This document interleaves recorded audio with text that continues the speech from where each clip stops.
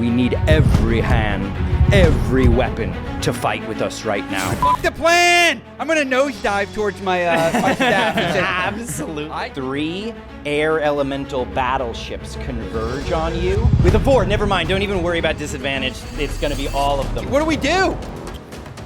We should find our friends. What's going on up there?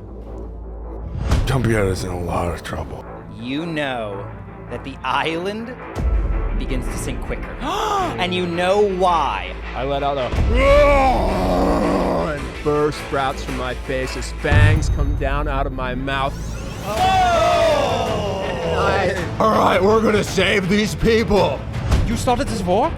This is what Dogbreath is saying. Might be time for war, guys. Sometimes to bring peace, you have to bring war.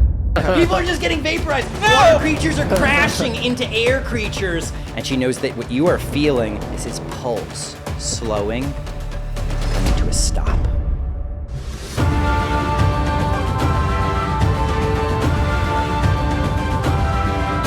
And when we last left our adventurers, they had been triumphant in the battle with the Air Titan that had invaded the city of Riven. It had been Dogbreath who bound Tori, the Air Titan, into his control and condensed her down into a small orb that he is now holding on to. And in his attempts to send this creature back, he had inadvertently opened up a rift, it seems, into the plane of air itself, which is inconvenient in the sense that there is now this massive rift hanging above the city, but convenient in the sense that we now have an easy access way to get back to the plane of air and to deliver the wayward Tori back to her home. However, upon flying up towards this rift, we had discovered that this was not the only rift between worlds that has been opened. It seems that in the plane of air, there is an even larger, a much larger rift in that plane, which seems to have connected the plane of air to the plane of water. It seems as though the whole plane of air is almost being flushed downward into the plane of water, as though these planes are collapsing into each other, and we are seeing a war has begun. An island has fallen from the skies of the plane of air down into the plane of water and appears to be rapidly sinking before our very eyes. The planes are at war. Dark convergence is at hand, and we are looking down upon this cataclysm even as our characters pause at the precipice of this rift. What would we like to do, gentlemen? So I made a mistake. Guys, I thought I saved the city, and I opened up a portal to this air dimension. I've never seen anything like this, and it's concerning, frankly, because there's multiple things. Looks like a war. We don't like that. We don't like that at all, and I have no idea what we should do. But I do think I have good reason to try and figure this out, because as you know, I've got a lot of problems going on. You know, my sister Tumpy, she's in the airplane, which is here, and are we just floating on the back of a tornado right now? Absolutely. It's like in sky. You guys are like, are you? You're talking over the wind. And it's quite loud, but we'll still get the rush. It's no problem for me. It's no problem. Projection. Dogbreath, maybe we could just drop Tori off. I feel like this might have a clue to what is happening with Carl. If it would be okay with you, if we drop Tori off, maybe see what is going on here. If why people are being so connected to the different planes. I just want to bring peace and just return Tori to her home. If we go through there, I don't know if we can get back out. It is says that druids that are powerful enough can find the ability to move between the planes.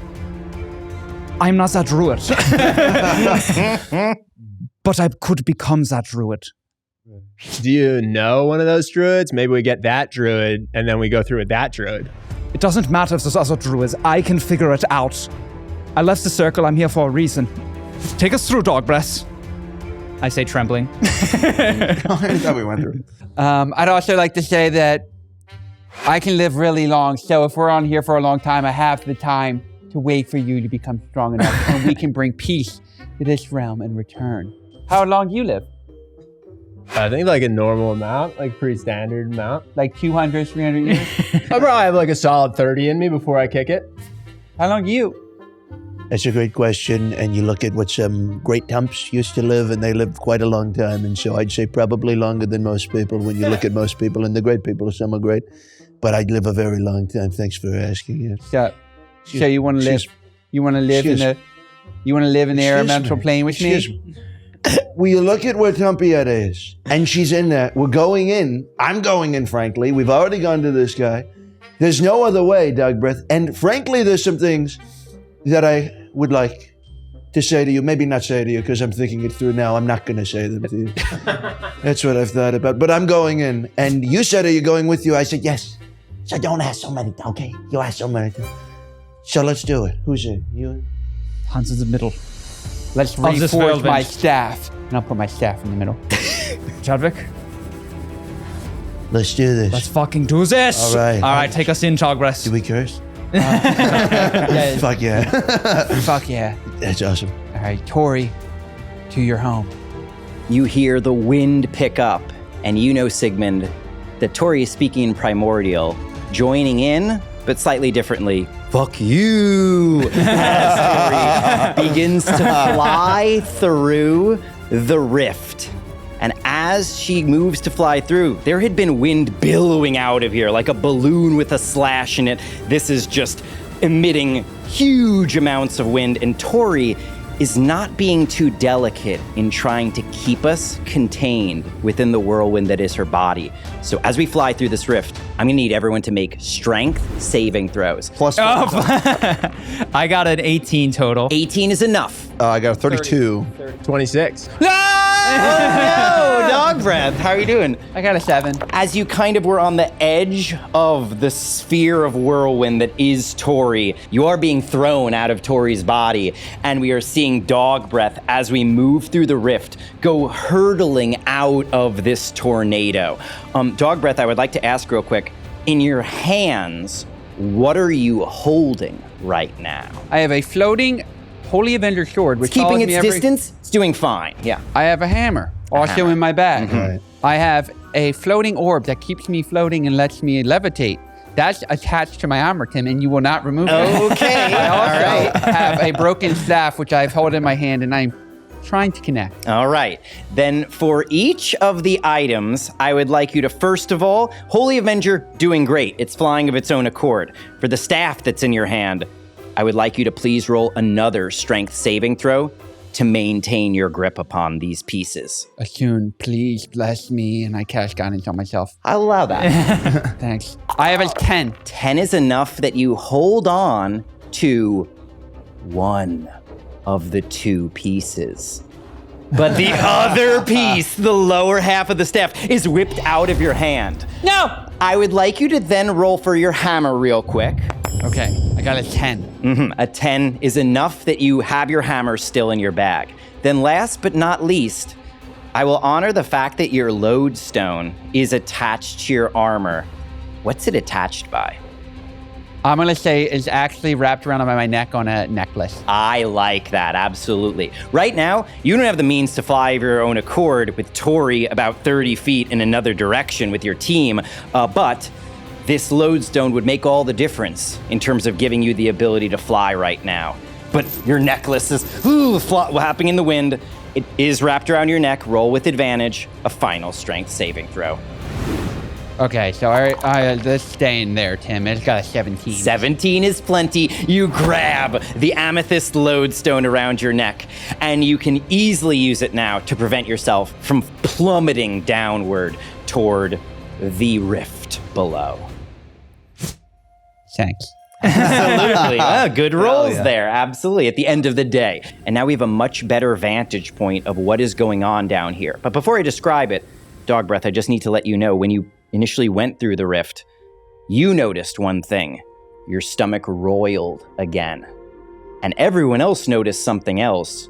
The rift that we just flew through, from our world to the plane of air, widened slightly. The staff is hurtling downward, and I will describe that in the plane of air, above the rift to the plane of water, we're seeing floating islands that initially seem stationary, chunks of stone and maybe frozen ice, with some of them mounted on top of what appear to be solid clouds. These towers are moving through the air, and now we can tell they're converging upon the rift to the plane of water. And that's when you realize these are not towers, they're more like battleships that are on their way towards the rift, and projectiles are flying out of them down towards the rift to the plane of water. Fuck the plan! I'm gonna nosedive towards my staff. Absolutely. I talked to Kuhn. He told me one thing. You must reforge this staff. So this is my priority. I'm nosediving. You need both pieces to reforge the staff. You nosedive, and I would allow you to make an athletics check. I got a 7. But wait,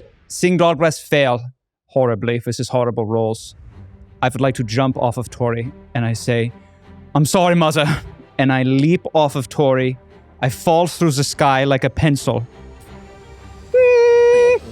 Picking up speed. And as I pick up speed, I turn into a giant eagle. I'm a piece of shit. and then I try to grab at the staff as it falls. Quickly, someone kill this eagle! It's attacking my staff! No. Please make a wisdom saving throw, just to see if you are being rattled by this experience of turning into an 23. animal. It's the second skin for me. You turn into an eagle form. You're diving down towards this staff. Please make an athletics check, but use the athletics check of a giant.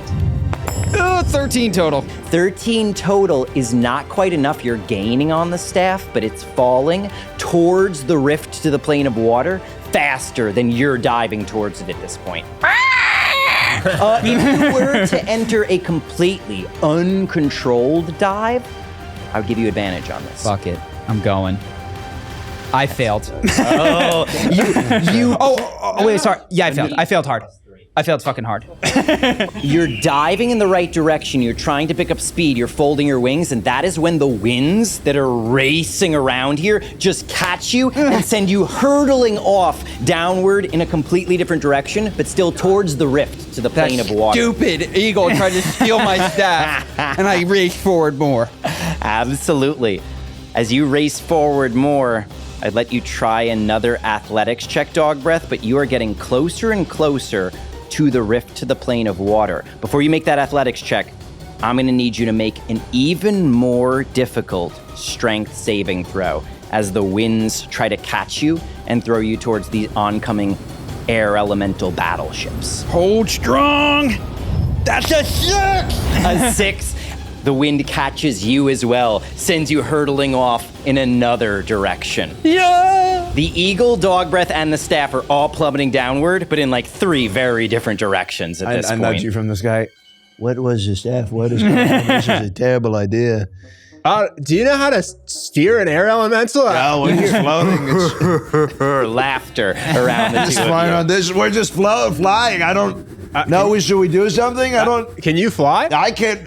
Can I fly? Maybe. No. Yeah, I'm gonna say we could get on the horse. Does your horse fly? No, but I don't know. That was a. What's up with you? I got nothing, man. I don't know. We just see 2 of our teammates fall to their death. You're totally right.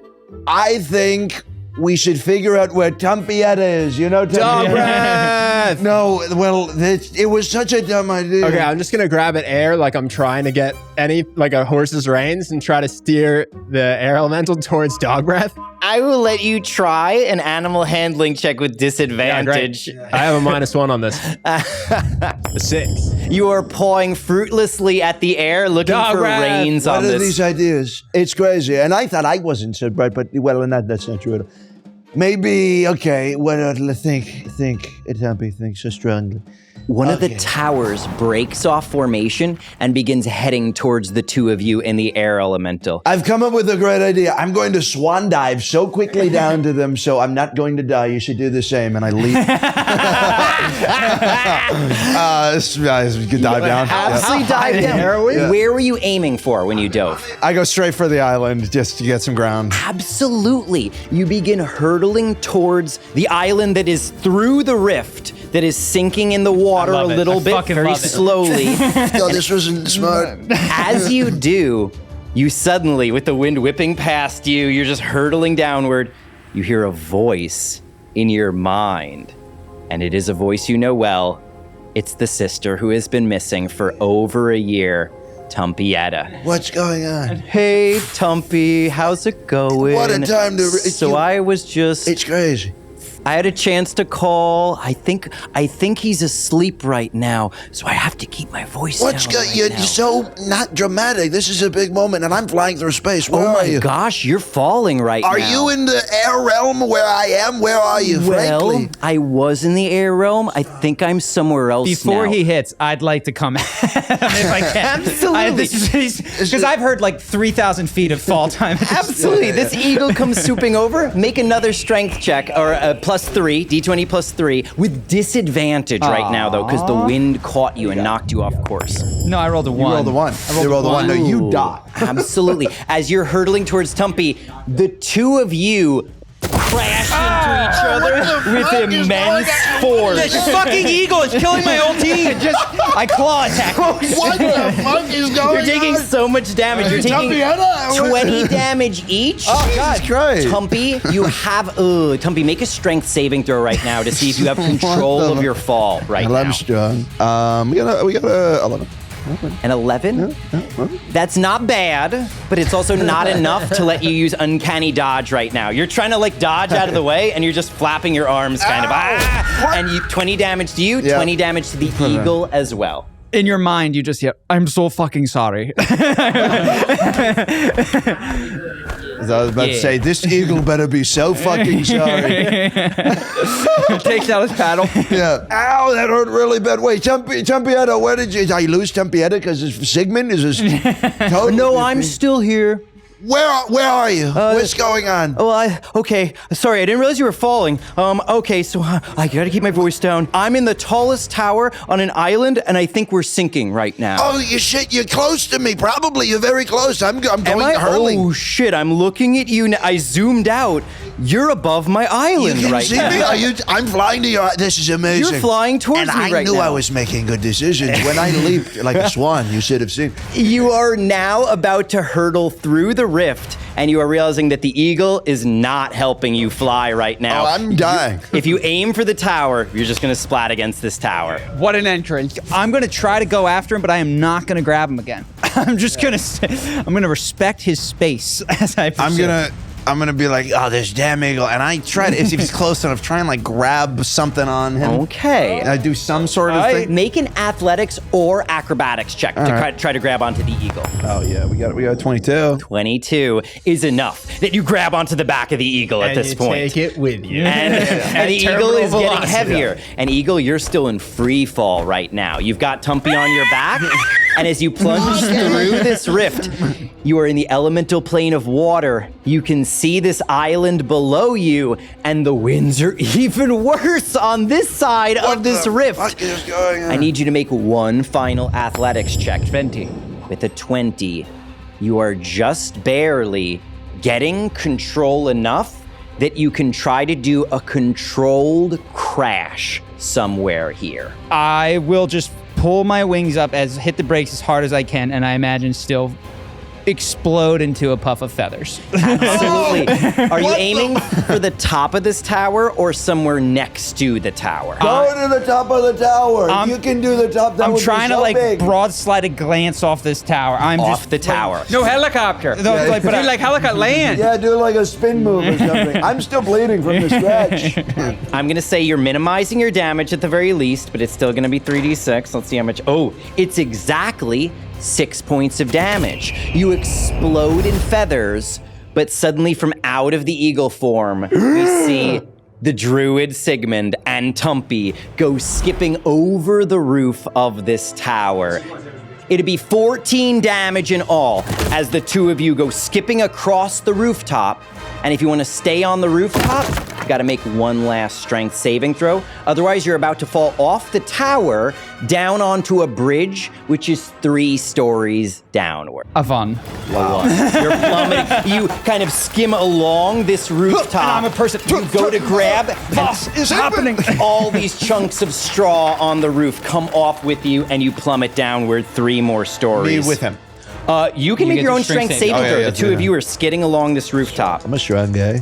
I got a 6. No, we're Okay, both of you are going over the edge for an additional 21 points of damage From as you here? crash down Yeah. onto the Oh, bridge okay. with the rest of the momentum from your fall. at You kind of like hit the roof a little bit, skidded along it, I'm like- tried to grab on, and then plummeted down to the bridge. Ow! This was your idea. It was so bad. Ow! As both of you lie prone, complaining to each other, Ow, dude. you realize you are not alone on this bridge. There is a shape standing above you that is humanoid, but is much larger than a human. A giant with a Viking helmet and horns on, and a huge white beard looks down upon you, holding a rock in hand that he had been hurling down at enemies in the water below. And then he twists his head, reaches onto his back, and draws a massive great axe. Excuse me. Let me just say something to you before you do something crazy. Right. Well, we're going to keep it very calm because we're on your team. And I'm in a lot of pain. That I was falling for like 20 minutes. And what I want you to do is put it down. You'll take a big breath with me. We do it together, right? We'll do it He together. does take a big breath as he winds up to lift his axe. Okay, well... We will pause you right there. Okay. I would like to know, Dogbreath and Chadrick, what are the two of you doing right now?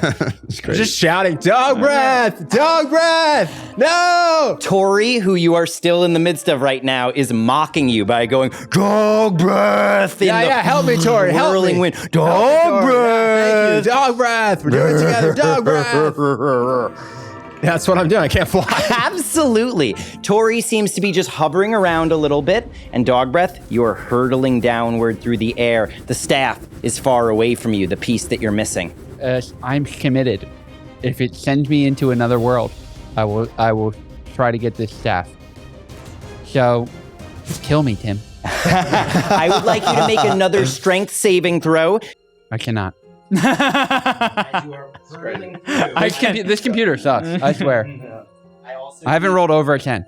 I'm sorry to say that also you are falling down slowly enough, as opposed to the other two, that as 3 air elemental battleships converge on you, arrows and javelins are hurtling in your direction. Please make a dexterity saving throw just to see coincidentally how many seem like they can get a lock on you. Most of them hit me.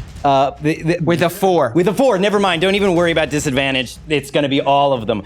There are 4 different arrows hurtling right at you with no disadvantage. Actually, only one of the arrows is hitting you for a total of 10 points of damage. Then Mere mortal flesh wound.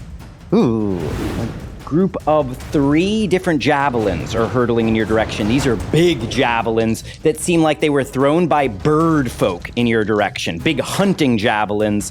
One of them is hitting you for a total of 10 more damage. And then you realize that these battleships have ballistas on them as well. 3 ballistas are firing in your direction. I don't know why they're focusing on me. But okay. And I'm sorry to say that 2 of the ballistas are going to be hitting you. The first ballista is going to be dealing 24 damage from the first ballista. So The that's pretty much looking great. The second ballista is going to be 23 points of damage from the second ballista as they clip you as you fall through the plane of water. Not really like a clip, I would say, more like a destruction of my entire body. Absolutely. They are massive projectiles, and you are just free falling down towards this island. What would you like to do? I must not waver for 2 words, and I will continue.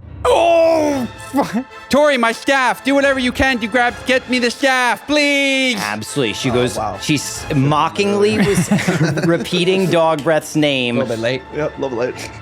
And then she goes and begins to swoop down for the staff. Please roll. Tori's unaffected by the winds completely here, so just roll 1 strength check for her to zoom down quick enough to grab the staff before it hits the island or the water. 17. 17 is just enough that as the staff is about to plunge into the oceanic levels and depths of the plane of water, Tori swoops through the rift to the plane of water and extends one tendril with you still inside her, Chadrick. Just hurtling down full speed. She has no regard for you right now, and she catches the staff. As she does this, Chadrick, please make your own strength saving throw. Chadrick just went 500 miles an hour. A 10. A 10 is enough that you were holding on for a little bit. And then as she goes through the rift into the plane of water, you are left behind. As she catches the staff, you are hanging in the air, and both of you are hurtling down towards either the ocean or the island, whichever you prefer. Same island as Dogbreath? Same island that Dogbreath went to. All right, never mind. Down we go. Absolutely. You start to hurtle downward. Make an athletics check to see what kind of location control you can get. 29. 29 is enough. Where would you like to land on this island? I'm trying to just follow Dogbreath. Okay, you're following Dogbreath. Dogbreath, you're hurtling downward, and I want to make a note. As you fall through the rift into the plane of water, you had felt again a roiling in your stomach, and you think you saw on the horizons. This is a mile-wide rift at least. And it wavered and then grew larger. And you hear cries from the air elemental battleship islands and from below. Out of the ocean, you hear the cries of the water creatures that are climbing up onto the sinking island as though they are all seeing the rift grow larger as you in particular hurtle through it. I would like to grab and then float my guy here. Or if he's not near me, then I would like to do the push. Chadrick was hurtling towards you, almost like he had full control over his fall after he got ejected from Tori's speed. So he's hurtling towards you. Offer a hug. The two of you hug each other in mid-air, and you are attached. Okay, then he can survive. Absolutely, yes, you're catching him. So with his 29, he caught onto you, doesn't hit the ground, that means no damage. Wow. Where do I go from here? So I'm in the water plane now. You are in the water plane. We can see now, as we've gone through the rift, you can see the horizon stretching, and it's a totally different sky, a sort of murky purple sky, almost as though you can tell you're not underwater, but the sky looks like that sort of murky rippling shape of what the sky looks like when you are underwater. You can see an ocean stretching to every horizon, and you can see one sort of chunk of this island still floating above the waterline, and the larger chunk of this island with the massive tower and your two teammates clinging to a bridge next to that tower, and it's slowly sinking. As we watch, the water level gets a little bit higher, by just a little bit. We can see what look like bird people, frost giants, and other creatures of air, a griffin, as well as what appear to be an army of giant owls who are defending the island, and coming up from out of the water are what appear to be fish creatures and alligator people, and they have some sort of tortoise, a massive turtle of some kind that is just moving through the water towards the island. And it's clear that something is making this island sink faster than it normally should be. This is a small detail, but as Bud is falling through the sky, before he hits the ground, I dismiss him. Absolutely. 'Cause even though he can't die, it would hurt him tremendously. So Huge. He's Absolutely. gone. He's in This poor horse was never going to specks of survive light, yeah. that. Yeah, you dismiss him. So we're holding. Small mercy. You're just spinning I don't wanna get in caught the up in the air. story. Is it Just better to suffer and not exist? Love it. The two of you kind of rotating in the air. Chadwick's the one stabilizing you guys in the wind right now, actually. I am over my pay grade, Chadwick. What would your commander do in a situation like this? I need your guidance. He would tell me to follow you and protect you. We survey the battlefield. We've got eagle people and frog things and a giant, and our friends are missing. What do we do? We should find our friends. So I can see my friends? You can see your two friends on the bridge with what appears to be one of the two frost giants on this island. One is still hurling rocks down at enemies below. The other one has turned away from the defense of the island to look at your two friends and is lifting up a great axe to bring down upon them. I'm going to pause you guys for a second. Back to you now, Tumpy. I will just simply speak into his mind. If you're on your side. You say that to him? Because he can understand me in his mind. Okay, yes, he's understanding, and it seems like He's blinking as you say that. Make your persuasion check on him and see if you can make him hesitate and become neutral for long enough to Tumpy to do his 19. magic. 19 is enough that he's lifting up his axe. Consulting Tumpy. He's about to bring it down, and then he cocks his head.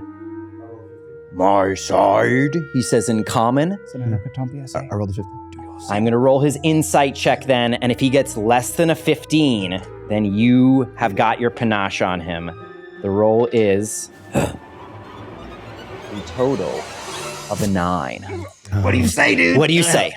Giant man, oh, so big and so strong. I am with you, and I'm so greatly with you. And you look at me and you say, is he a giant? You'd say, probably not. He doesn't look like a giant. But I am one.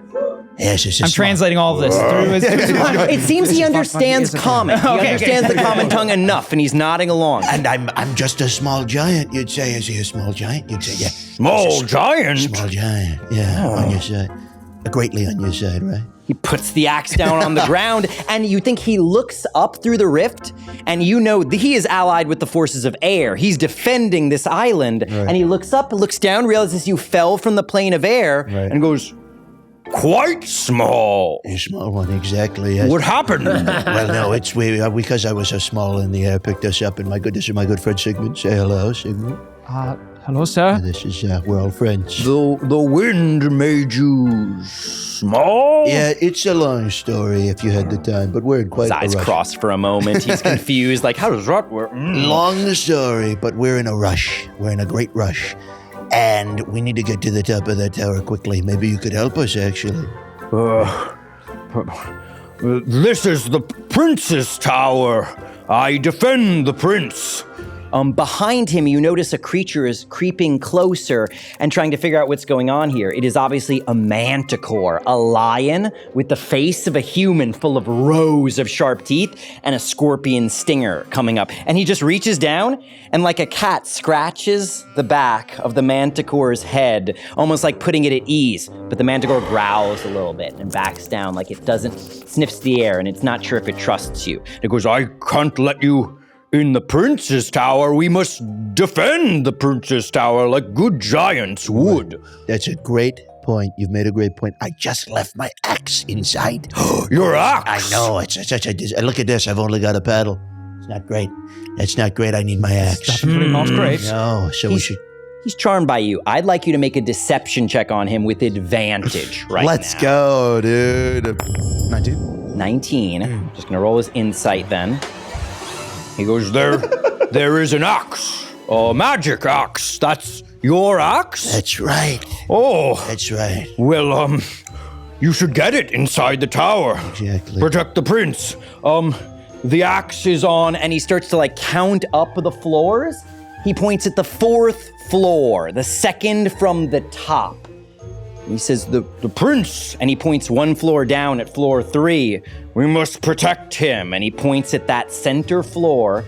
Then he scratches his beard and pulls it. Do you fly or do you walk? I walk, sir. Good giant. That's right. That's what white giants do. To you, I walk too. And he looks really embarrassed. It's obvious on the plane of air, most creatures fly. And he goes, you shouldn't go through the prince's bedroom. It is in high security now. We are guarding it. But if you must, you could walk up through the prince's bedroom, be very quiet. He has a guest. And on the 4th floor, your axe. Get it. That's Help right. me. That's great. And I'd like to thank you. Remind me your name, my good giant.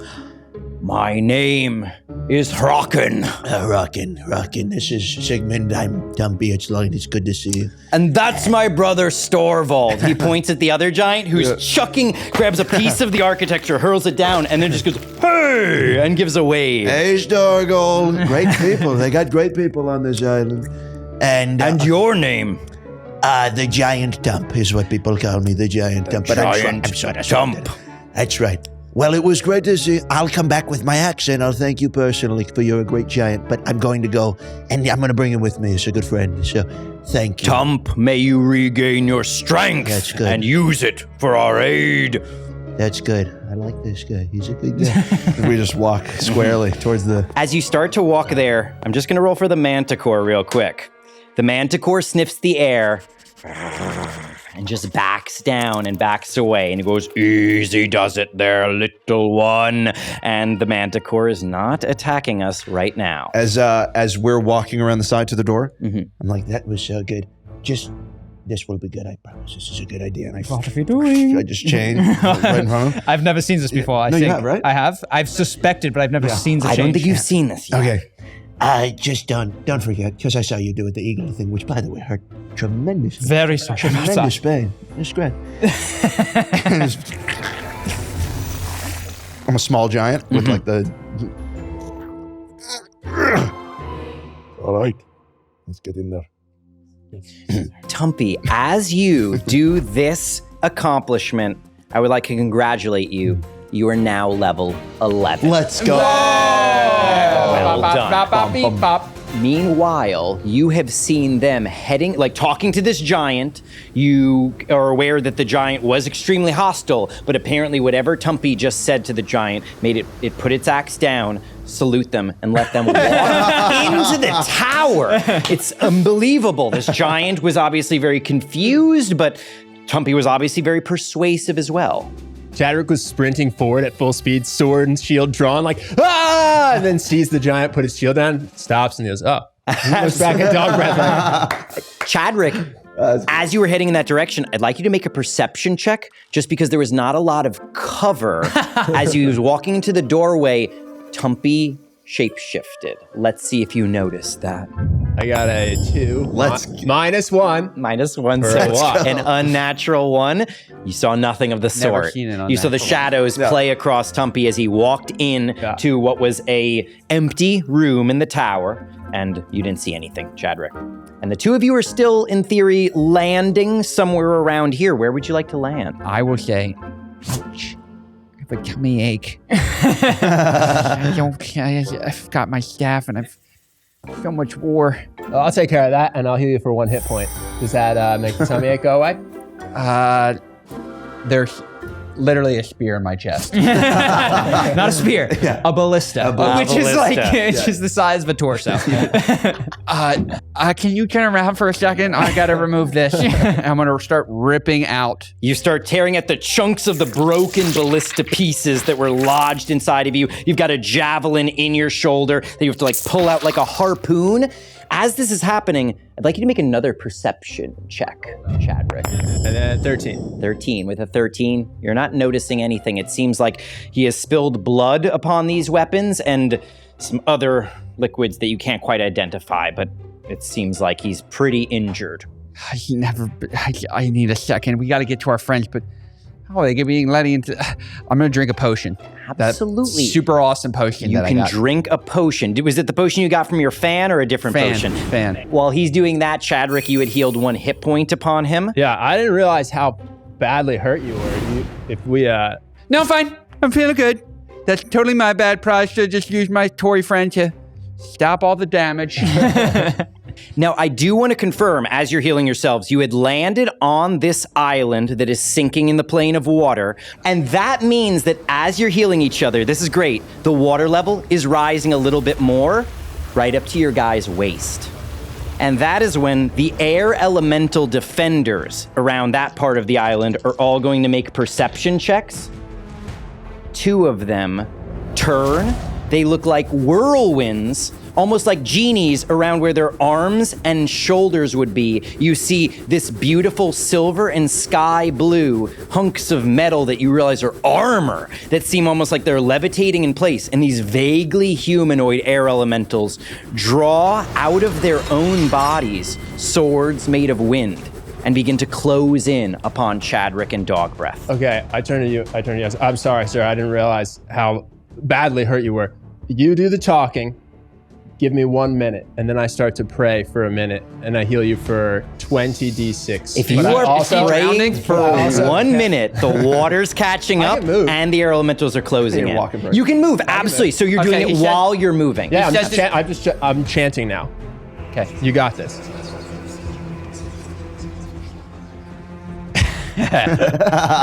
I see the impending doom. I must bring peace to this realm. Tori, dog breath went up. And Yes. Tori comes swooping down. You see the two air elementals who are like alerting their third buddy who's starting to draw his own scimitars. They pump their fists in the air and let out a howl of wind when they see Tori come down. And then they're confused as they see Tori instead pick you up gently with Chadrick. You were about to have to fight your way through waist-deep water, and instead you're being lifted up into the air. However, the air guards lift up off the ground as well. Their legs turn into propellers of whirlwinds that are projecting them towards you, and they're almost as quick as Tori. Basically right around the same speed when Tori's carrying the two of you. Where would you like Tori to carry you? Tori, tell them we want to bring peace. We mean no harm.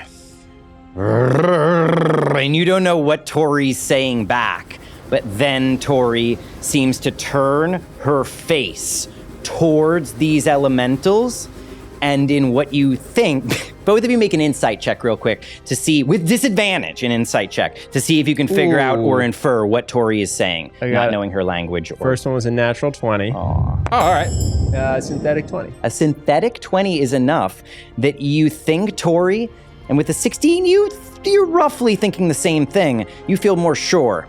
Tori is repeating exactly what she was supposed to say, but sarcastically. And she's like, we don't mean you any harm. And I would like you, Dog Breath, to please roll Tori's persuasion check. So I got a 10. A 10. She is, and she's saying, we don't mean you any harm. And the air elementals hesitate.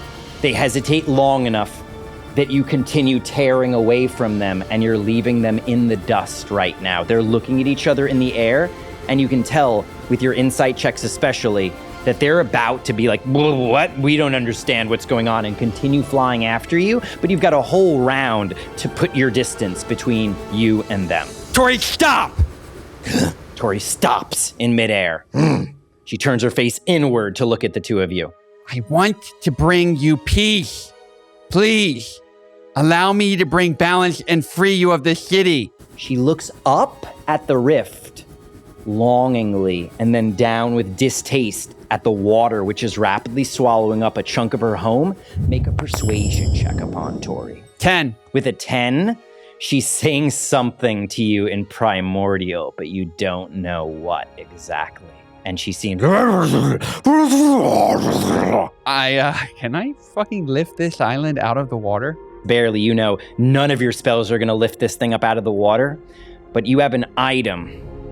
Your amethyst lodestone can lift you up, can push other people, and because your good friend Lickspit jailbroke this item and unleashed its most dangerous powers that civilians in the city of Riven wouldn't be allowed to use, it has the power to once, and only once, reverse gravity.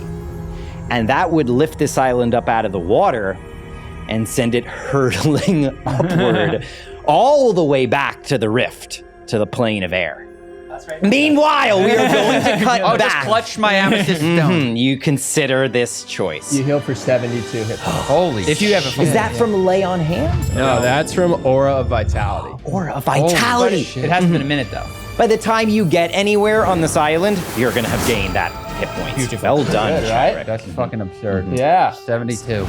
Before we go in there, Tumpy. And I'll cast Pass Without Trace on both of us. Once we are like ducked inside, because I don't want them to see. You're inside the second floor of this tower, and suddenly, as he makes this motion with his hands, the shadows seem to gather around you. The darkness seems to collect around your forms. And if things get dicey in there, I believe in you. You know that on this floor that you're on right now, floor number 2, there is a suit of beautiful armor. If you had seen you did get a glimpse of the air elementals patrolling around the island outside, and it looks like it's a much more beautiful, exquisite set of partial plate mail, maybe half plate, made of this sort of sky metal, it looks like. You're also noticing that on a nearby desk, there's a set of potions, and then there is a ladder leading up to the next floor of the tower. What kind of potions? I would allow a nature or arcana check on this as well. And obviously, Tumpy, you're noticing these. You can make an arcana check on these items too. 15, you know what some of these potions do. We got a 25. 25, Tumpy, you know what everything here does. First of all, the sky metal armor is half plate that is +3 half plate. It is some of the nicest and lightweight armor. You don't think it weighs anything. It weighs as much as a feather. Oh, yeah. And you think that this is exquisitely powerful armor that is magical. You're also aware that the potions on the desk, there are 2 that are filled with not liquid, but swirling gaseous vapor, and you know that those are 2 potions of gaseous form. If you drink them, you turn into a misty version of yourself, and you're very slow, but you can fly around, and you can like fit through keyholes and stuff while you're in your gaseous form. You also take half damage whenever you're in gaseous form, and there's 2 of them, yes. Then there are a total of 3 potions that are sky blue, but they are liquid, and those are potions of fly. Whoever drinks them, you don't need to concentrate on it, and you can fly around with a speed of like 60 feet, zooming around kind of through the air. Fine. I tell them all that. Just I relay all that. Not just that, listen. You take a potion, I'll take a potion. And I want the armor. What? It's great. I don't do metal. All right. Absolutely, 100%. Are you putting it on right now? Yeah. I change it, right? Very nice. Very nice, Tumpy. Absolutely. Come here. I guess sure, let's go. I need someone. As you start to climb up the ladder, you can see that on this next floor, it's a bedroom of some kind. You don't see the bed exactly. You think it's around the corner from where you are right now. You can kind of see that to your right, there's a railing, and then you can just barely make out a bed, and someone's on the bed, and it looks like they are a bird of some kind laying in a bed. And then your attention is drawn immediately to the desk that is straight ahead of you. Are you trying to hide because there's an individual at this desk and you're in their peripheral vision right now? Would you try to make a stealth check as you're climbing up? You're realizing immediately someone's there and they're about to turn and see you. Quick stealth check. Absolutely. You can make a stealth check with no disadvantage, even in this armor. 33. 33.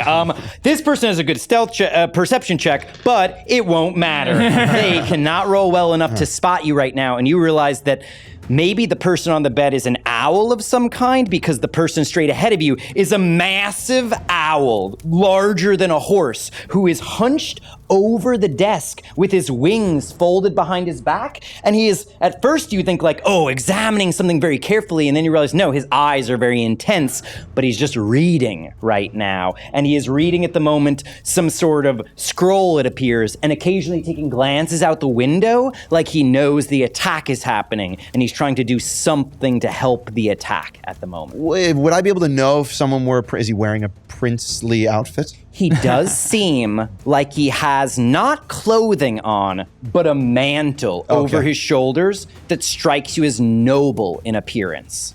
Make an arcana check on this guy, since you're thinking along those lines. Yeah, 19. A 19, you do know that, especially on the plane of elemental air, there are intelligent talking owls who are known as giant owls. And you saw some of the soldiers, giant owls the size of horses, who were swooping around carrying spears and even firing bows at the invading water creatures that were climbing up onto shore. I step out from the shadow. Your Highness. Who is in my tower?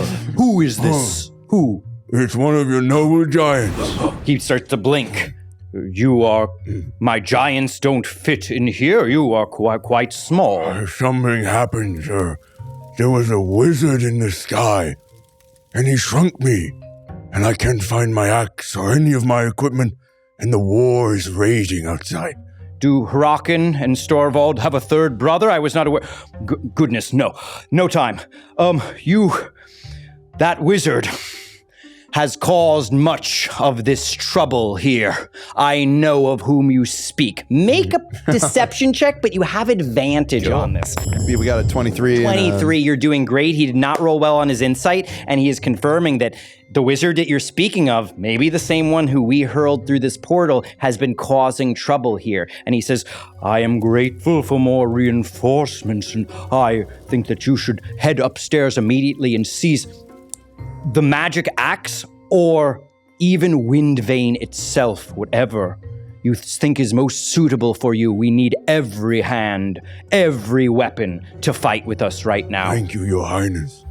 And if your family or wife needs protection, I'm at your service. He extends a wing towards the owl who is laying on the bed and says, my fiancée is protected right now and I must guard her. And I would like you to please make an insight check with advantage while the female owl on the bed makes an insight check on you. Her eyes go wide and she makes this face with her owl, and you know it's too human a face. The owl face is distorting slightly into an almost awkward, ooh. And how did you do on your insight check? I got 18. That is just enough for you to recognize this is Tumpietta, your sister. And she goes, well, goodness, I'm so glad you've come here to help us. What did you say your name was? My name is the Great Tumpy. Oh, boy. And please just make one perception check real quick. 16. 16 with a 16, a 15 or higher. You're just barely noticing she's tucking something round under the pillow real quick. Your Grace. Grace? He says, Just tell Pat that into his head. yeah, absolutely. Grace. Respect. And she bows to you. He bows to you. I bow. Mhm. And I start climbing the ladder. Absolutely. As you're climbing up the ladder, the prince turns back to these scrolls that obviously are very important right now. He didn't tell you what they were. And then you and the female owl on the bed exchange one awkward look as you are climbing up the stairs. Back to you two. You were flying through the air and you were heading away from the air elemental guards who are chasing you down. Where would you like to go? Clutching my amethyst stone. I know how to save the city. Oh, nice. I've done this before. I cast Dispel Magic on the island. The island is sinking, absolutely. Attune, I need your expertise. Please. I'm sorry about the rift earlier. Dispel Magic. Please roll a Dispel Magic check, a Wisdom check. 19, Tim. 19 still. Absolutely.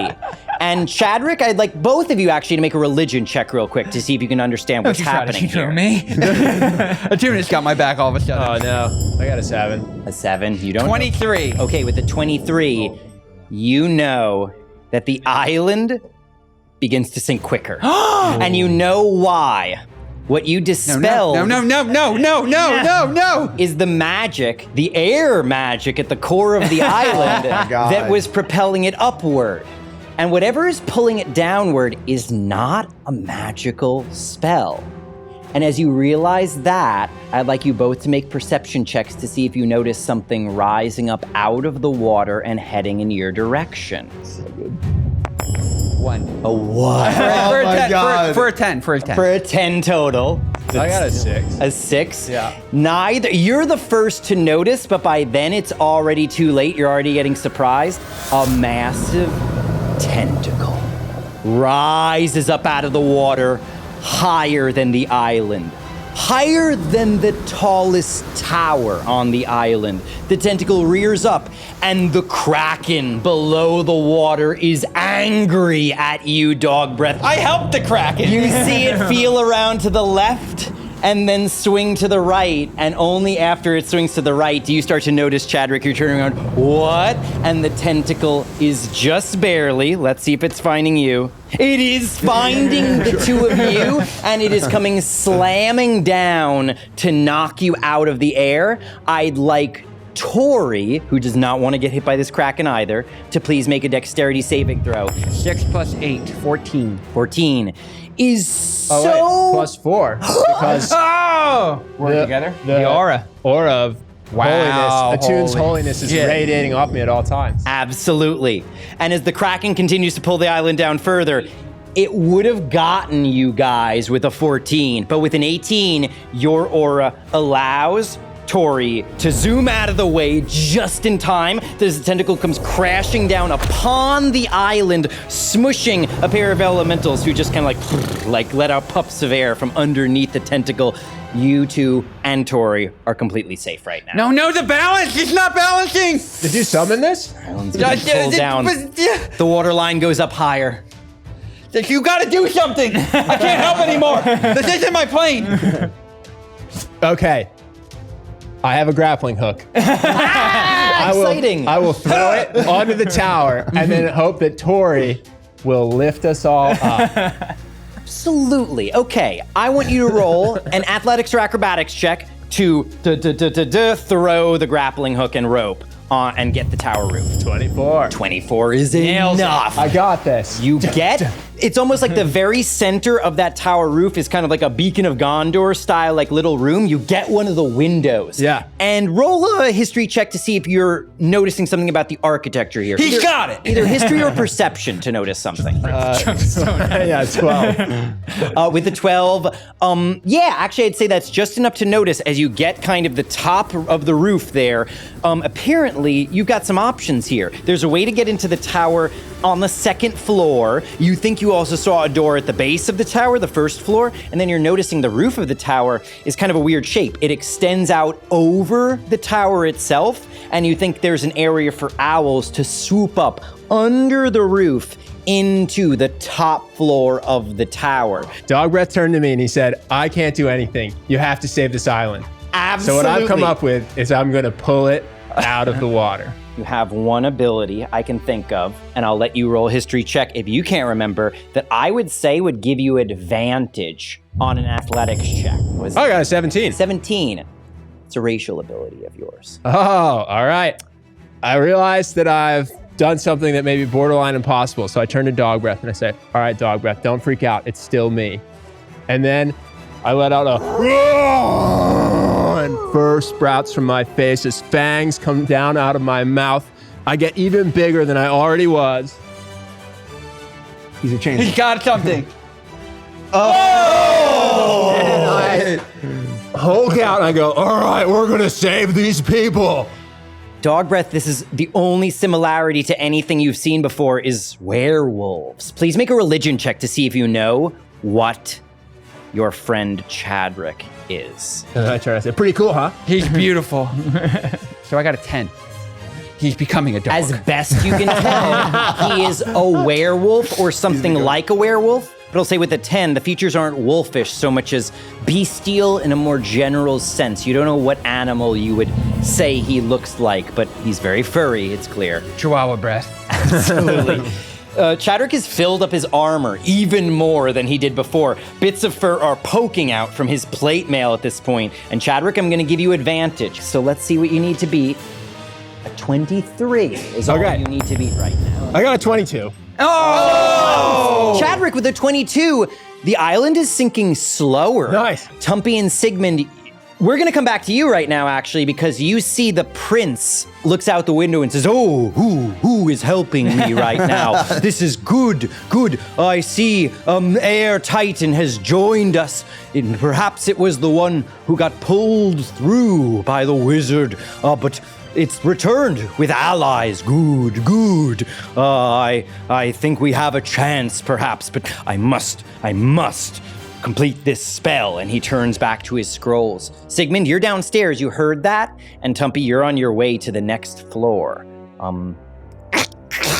What's going on up there? My sister's a queen. I don't know, dude. Tumpy had us in a lot of trouble. He's casting a spell or something. You know anything about scrolls? Scrolls. If I could see it, maybe, but You have a great stealth check against him. You don't have disadvantage glancing down. He won't notice you glancing down one way or another. 28. I got 28 yeah, I got with investigation. Make an Arcana check, and if you're relaying what it looks like to Sigmund as well, Sigmund, you can make an Arcana check as well. 15 on the Arcana. It's a very powerful scroll. You think he's actually attempting to cast what is the equivalent of a 9th level spell from off of multiple scrolls. Wow. He is trying to perform a ritual that is beyond his ordinary means, but he's hoping with the help of these scrolls to complete whatever it is. And Sigmund, did you do any better? No. No, I'm sorry to say, whatever it is powerful, but you do not know is. exactly what it is. All I know is it's powerful.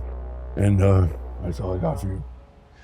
And I get to the second floor. You get up to the fourth floor now. Yeah, on the fourth floor, first of all, you see an odd statue that is obviously a shrine of some kind with primordial words underneath it. It's a little tough to communicate the words because they aren't written in a language you can read, so you'd be describing shapes. I'd let you try a persuasion check to try to do that, but make your own religion check to see if you can identify what this shrine seems to be about. I got a 3. 3. Now, you have no idea what this shrine is. It looks like an armored figure in statue form. Also in this room are like a lot of tapestries, a lot of beautiful looking carpets that have been rolled up. It's obviously a vault of some kind where precious treasure is being kept. And you can see a weapons rack. There is a magical battle axe, a magical war hammer, a long sword that is glowing with magical runes as well, and then what looks like 20 enchanted arrows. But all of these magical items, despite the beautiful, brilliant blue runes which are flaring on all of them, pale in comparison to the spear that is rising up from this weapons rack. Make an Arcana check on all these weapons to see if you know what they're capable of. I got 20. Okay, with a 20, you know that all of these weapons are +2 weapons. So you've got a +2 battle axe, a +2 warhammer, and a +2 longsword. Not a big improvement on your battle paddle, but definitely improvements for other people, just in case you want to snatch them up. And then you also know that the arrows are not ordinary arrows. In general, you want to fire arrows from longbows, but technically with these arrows, you don't necessarily need to do that because they are known as arrows of seeking. If you know the name of the creature you're trying to hit, then regardless of whether you can see it at the moment, then you can throw or fire these arrows and it will seek out the target that you are looking for.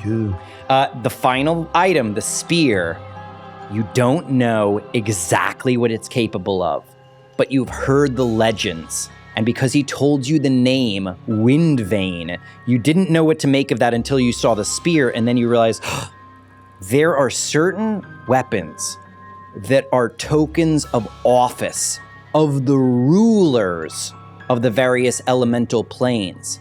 Each elemental plane has a special weapon which its ruler is typically in control of. Oh, we love that. This is the weapon that is the sign of rulership of the plane of air. The spear Windvane is the spear that would be wielded by the king of the elemental plane of air. We don't know exactly what it can do, but it is obviously immensely powerful. All right. How much of this can I snag? Try to make an athletics check to see if you can grab as much as you can. I got a 10. A 10 means that it's a lot to carry. You can definitely grab the arrows and 2 of the weapons. All right. We'll grab the arrow. Let's grab the spear. And warhammer. The warhammer, absolutely. You've got a +2 warhammer, the spear Windvane, and all 20 of the seeking arrows. Sigmund, while he's up there, what would you be doing right now? I'm just like cowering in the corner. No, absolutely. Very reasonable, Sigmund. I'm make sure the prince isn't. I'm on the second floor, just like behind the ladder, looking up, like, what's going on up there? Sigmund, the prince, just takes a quick glance down the stairs. With a +10, because of your pass without trace, please do roll a stealth check just to make sure. Not a natural 1. 18. Not a natural 18. 18? That's enough. He took a quick glance down the stairs. I thought I heard something.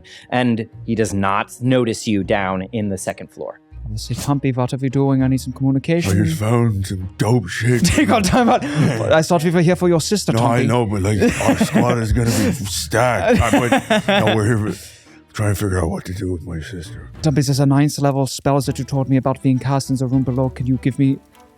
What would you like me to do? I kind of want to see what he's going to do. Sigmund, while you're downstairs, both of you are one floor away from the prince. He's talking to himself a little bit. You can try a perception check. 21. You heard one name, and it's the last name you were expecting to hear from this particular individual in the plane of air, the name Dogbreath.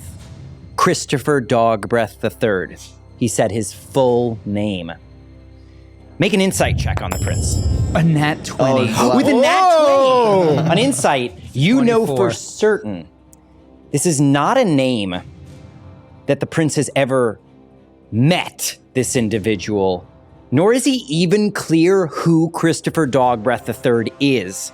He just knows it's a name that he's been told by somebody else, and is a name that he speaks with utter hatred and revulsion.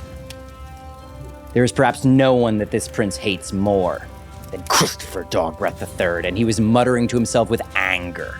And that will cut us back to Dogbreath and to I will Chadrick. beforehand, I will let Tumpy know.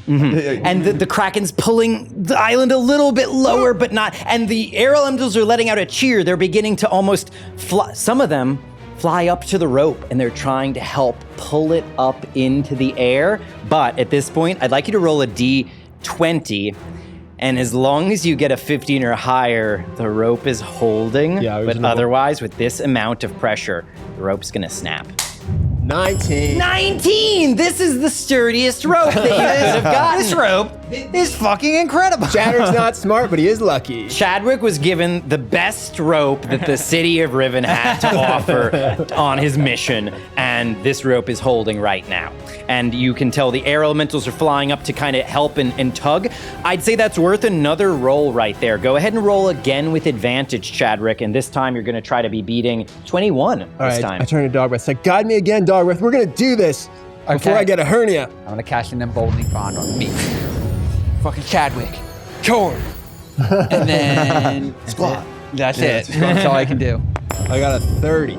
A 30 versus a 21. The island starts to rise up. The water line is sinking on the island. The air elementals are flocking to the rope. inside this thing like, You're doing it, Chadwick. I don't trust you when you show your true nature. My stomach hurts. Absolutely, yes. And as you are pulling the island up, you hear from below the island, and the ocean begins to toss around. More tentacles begin to rise up. Tori's bobbing and weaving. Please make with a D20 plus 8 an athletics check for a dexterity saving throw for Tori. 29. 29 is plenty. The first tentacle, she dodges easily. 2 more are on the way. And then clouds are beginning to gather in the sky above you. I would like you to roll 2 more dexterity saving throws. 17, even higher. All I'm not right, gonna you are. roll. She's just zooming, seeing these tentacles incoming. She's easily able to weave out of the This guy way. is pulling an island up with his fucking rope. Absolutely. And then, as the clouds gather, you think someone or something is causing lightning to suddenly boom in the supernatural storm.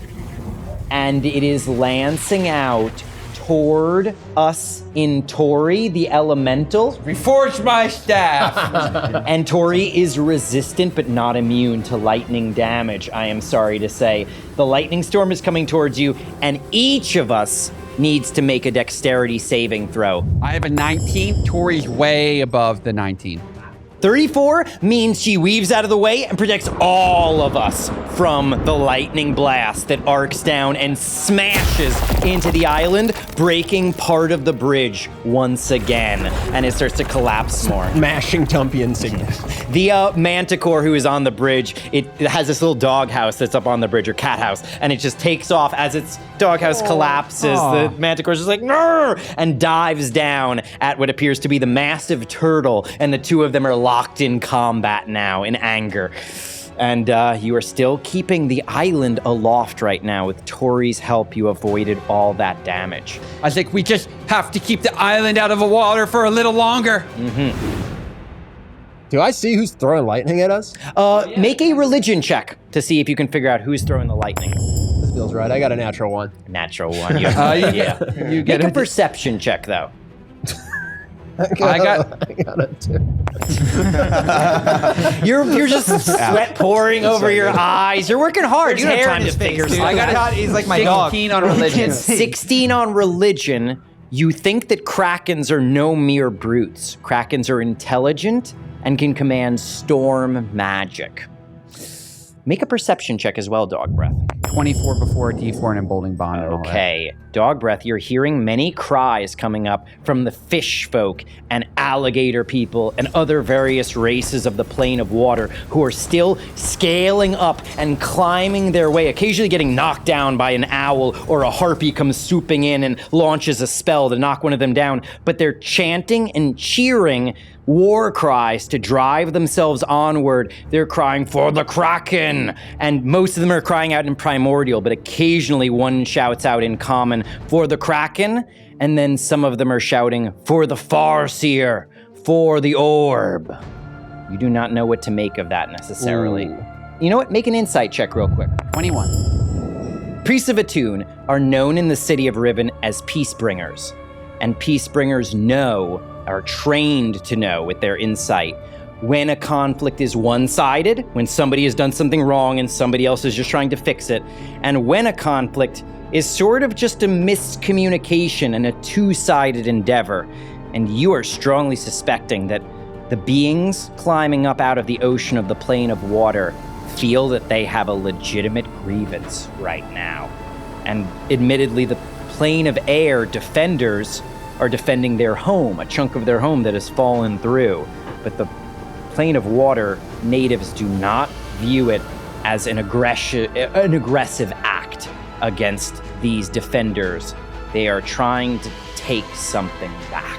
This place needs more dispel magic. I'm gonna bring this piece back to this realm. I'm gonna leave. No, I'm kidding. I'm gonna wait till next turn to see. Absolutely. That'll bring us back to the tower. What would you guys like to do? While I'm on the floor, I don't know if this works, but it occurs to me that while Tumpy is exploring, I'd like to try and use Commune with Nature ritual.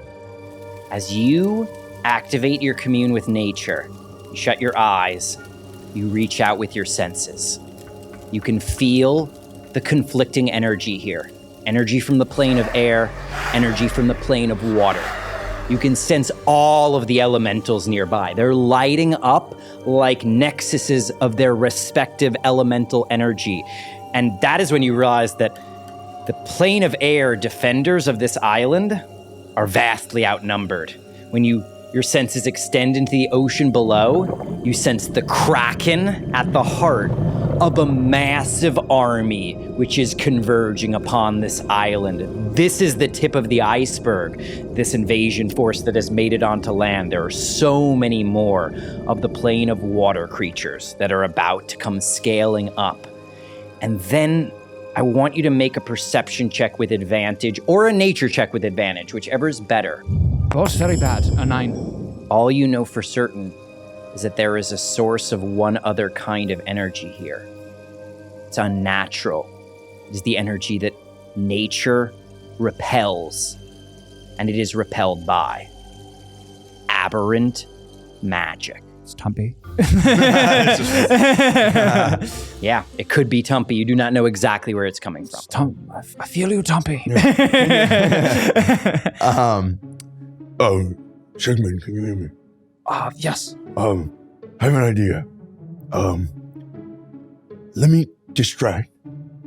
And you think you'd be able to snag that scroll? Yes, I can do it. Let's do this. Ignore the noise. He just hears that. Change it to a... I also down one of those potions. Yeah, to give okay. me flight. Absolutely. Oh yes. Yeah. Because I'm going to say you can grow vestigial wings, but they don't actually work. Yeah. But while you have a potion of flight, you can make it look good. I can make it look convincing. Look at these wings. And I fly out the window. I also have, I'm wearing glasses, and yes. I look scholarly. Yes. And I fly to the window of the room. And I bump the window. try and get Tumpy's attention. You fly up, and Tumpietta looks out the window at you. Who? You slam into the window. The prince can absolutely see you. You don't. If you're not trying to be hidden, then automatically he sees you. Yeah. It's Professor Who. I'm here to tell you of a great problem with Your Highness. You're in grave danger. I've studied the future. You must get out of here quick. My vassal, I haven't believe we've met, but messages, divinations? I need to know. I must know. What is it? And I would like to tell him about all the army and the Krakens that is coming from under the wall. If you've looked out the window, you'll see giant tentacles and, we're really screwed. The Kraken, indeed, is going to lay claim to my home, my estate. If we do not stop it, I agree. But much worse. Is it dog breath?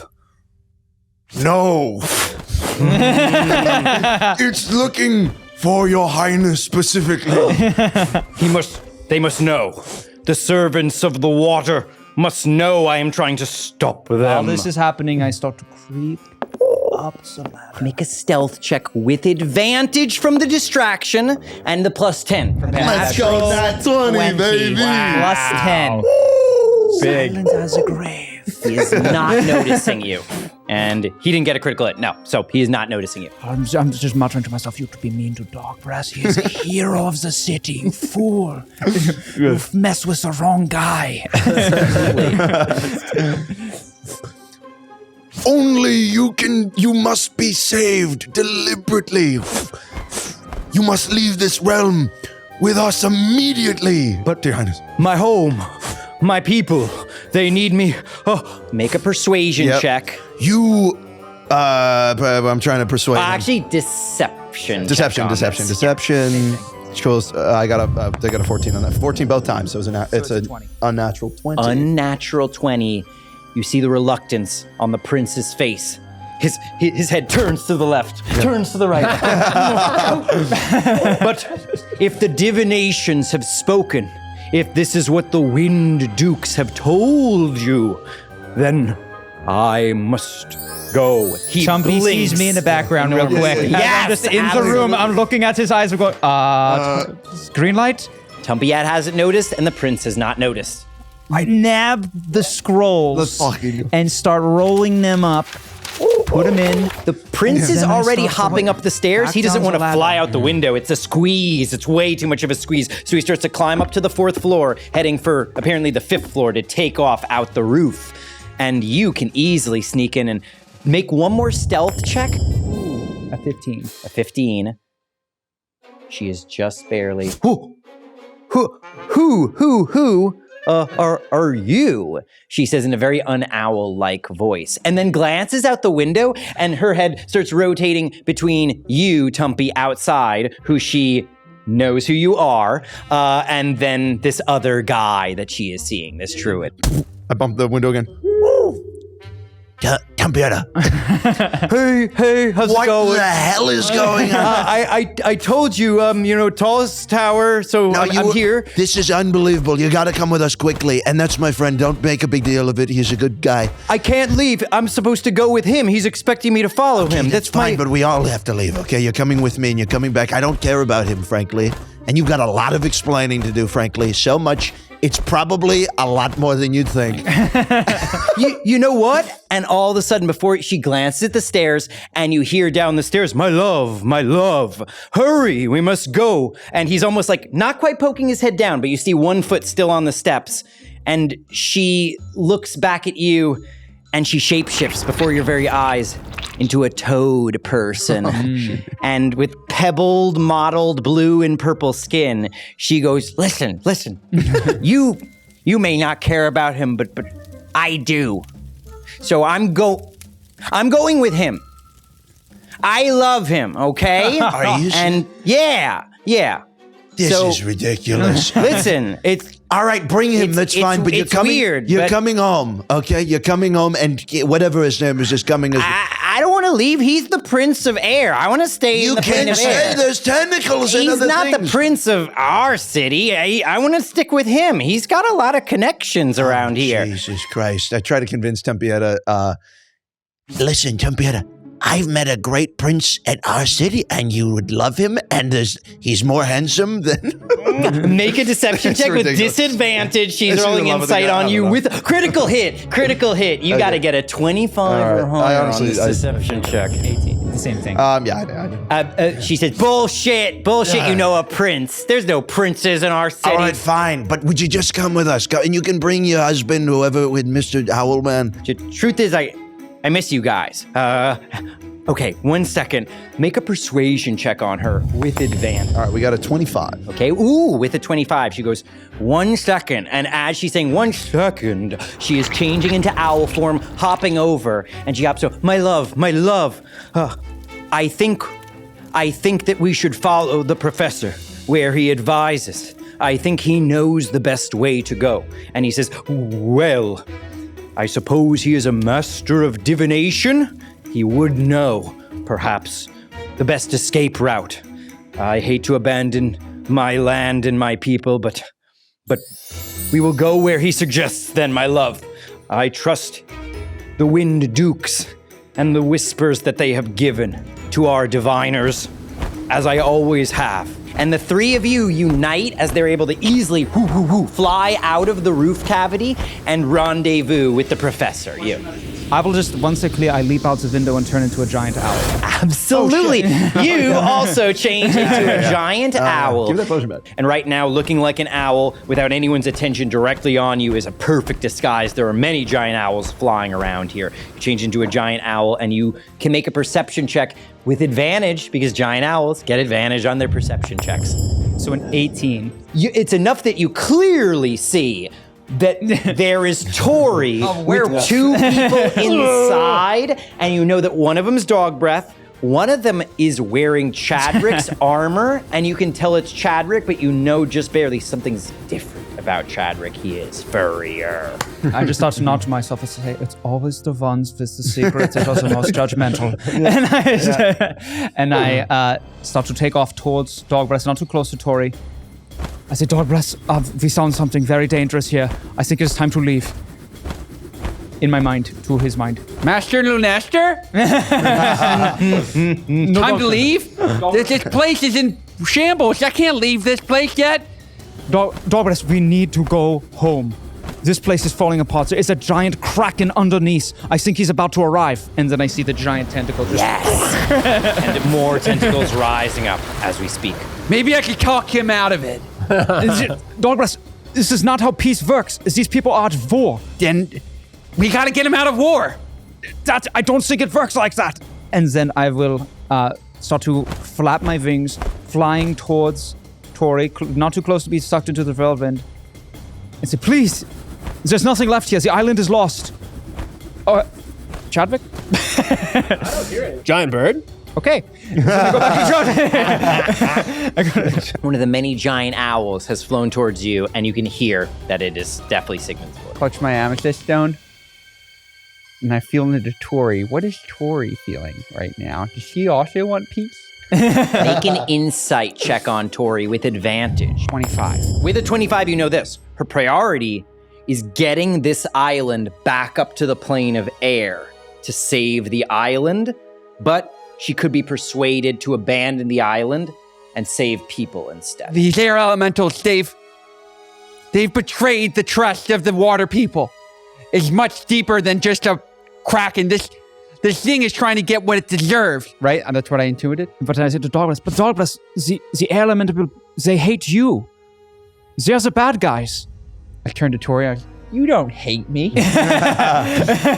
Tori turns to you and just frowns in your direction. She's mad at you still, it seems, but she's not as mad, you can tell with your insight check, as she was before. She's focused on the water creatures now. She's confused, okay? She's not sure.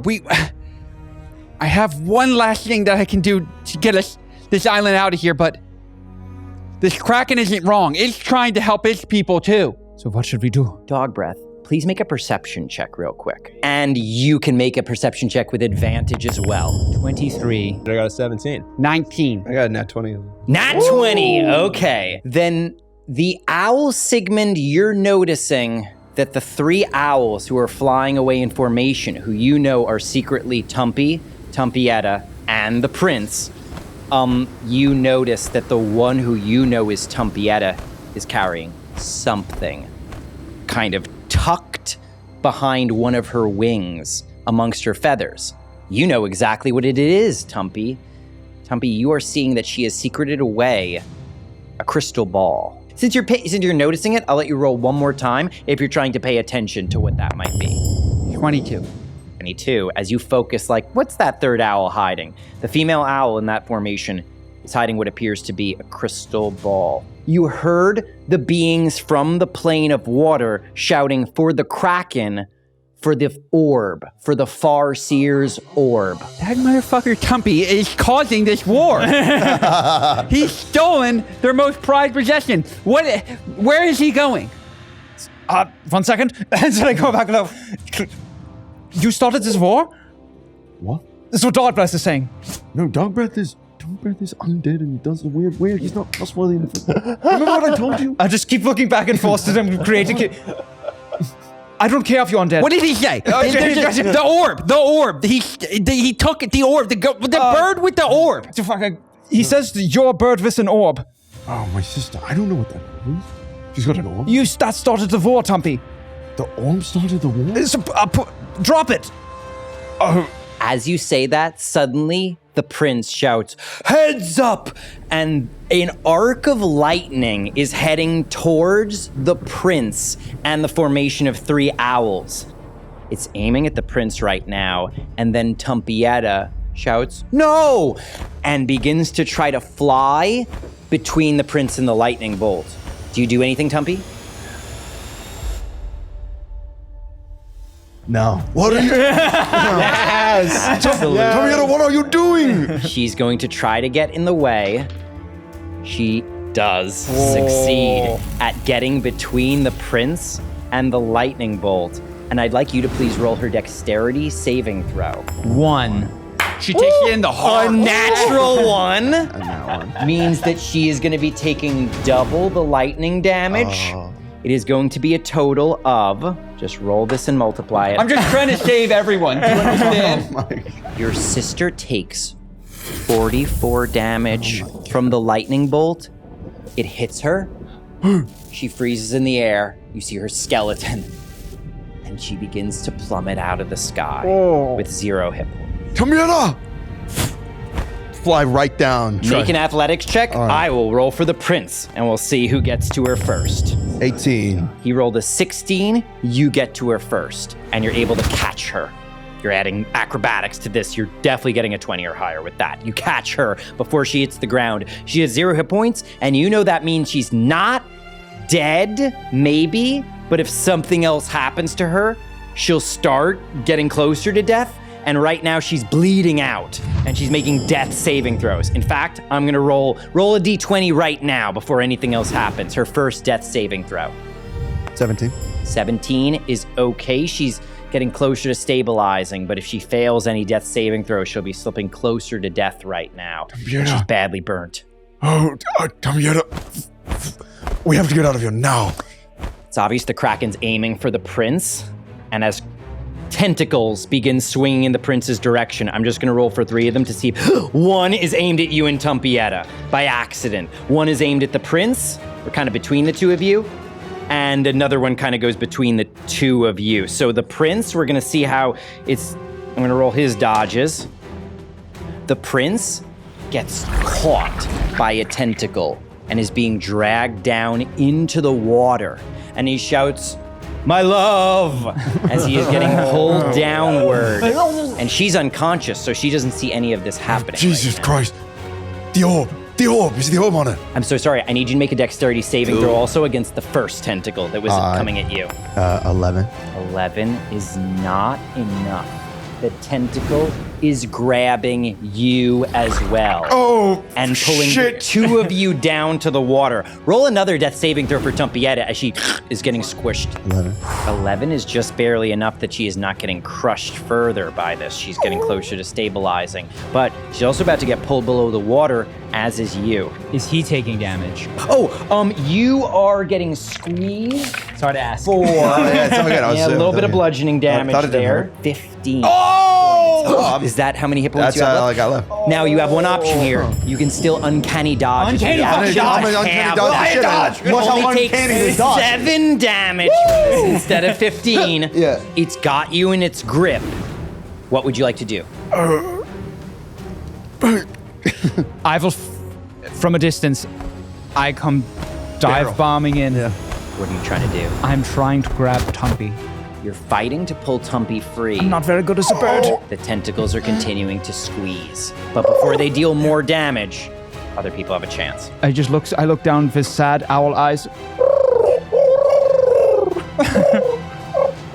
I'll also roll for the air defenders, see if anyone's coming in. No one's there to help right now. They're all fighting right now. All right, fine. But into his mind, before we switch, I say, it's a potion. The potion. It's a potion.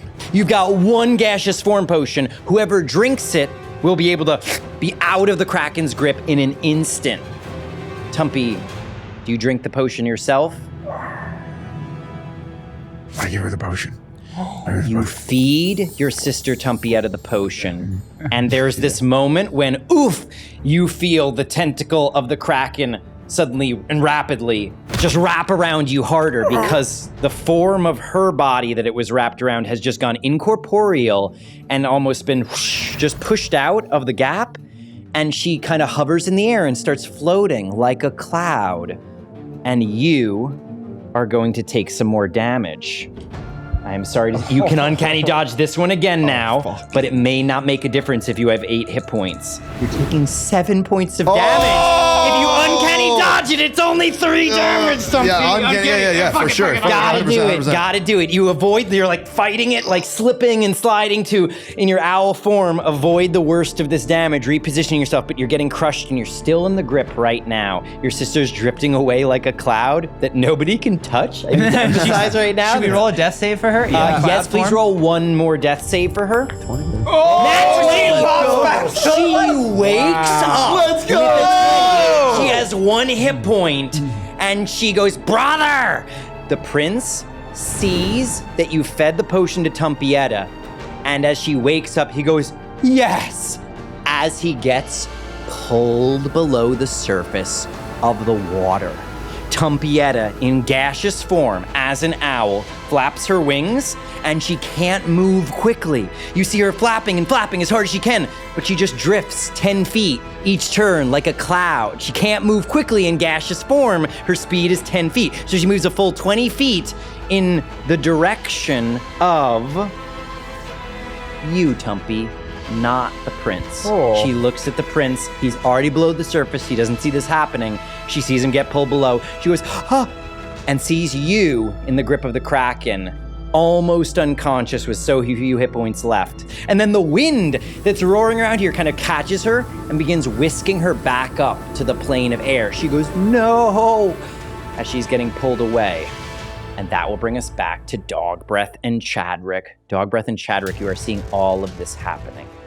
If I'm the only thing keeping the city afloat, I'm just gonna keep. In fact, the Kraken's still pulling, and you hear a cheer from the water army. They got the prince. They recognized him. And when they see their prince getting pulled down, the elementals who are trying to keep the land afloat all just abandon their posts and begin rushing out, but they're like getting almost ambushed by Kraken tentacles and other forces on their way to go help the prince. But Tori is giving you advantage now. She is still trying to help you pull, even though she is roaring out one word that you think might be Prince. I got a nat 20. I got 20. 35. This is the greatest. I'm only good at one thing. And with Tori and your combined effort, the water again begins to sink down as the island rises up. This is a truly heroic moment, Chadrick. You are pulling the island up almost to the point that it originally was at when you arrived at the scene of this carnage. This grappling hook needs to be enshrined. Please roll a d20, and as long as you get a 15 or higher, the rope doesn't snap right now. 19. 19! The strongest rope in the world. This grappling magic of hook Attune. starts to glow with the Yeah. power of Attune. It's a relic now. This is how magic items get made. Yeah. The magic relic, the relic grappling hook of Owl Island. Absolutely. The most powerful grappling hook in the world. Dogbreath, what would you be doing? I will right look to Dogbreath and say, Dogbreath, I can't do this for much longer. What is the game plan? You look so funny right now. The game plan is character development, Ben. I don't know what to do. Tori suddenly looks at you, and I want you to make an insight check without advantage or disadvantage on Tori. Tell me what you want, Tori. A natural 20. With a natural 20, you know that Tori cares. She doesn't really have particular allegiances except generally to the plane of air. And that means that there's only one person that she cares about on this battlefield besides herself, really. It's the prince who just got dragged below the water. And she turns to you, and because you got a critical hit, she tries to speak in common to you.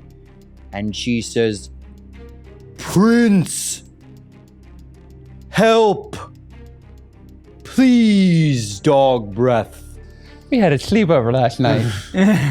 I've known you guys for a few days now. But Tori and I had a sleepover. Oh, God, Tori.